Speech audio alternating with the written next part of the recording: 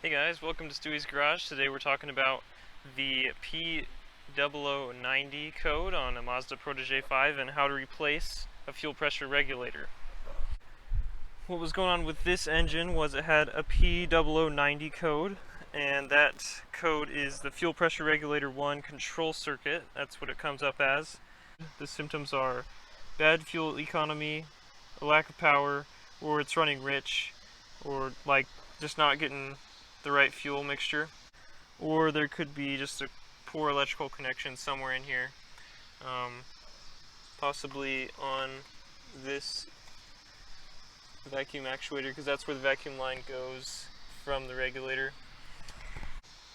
And for me, it was this fuel pressure regulator that was the issue. So it's super easy to replace. They're a little bit pricey though.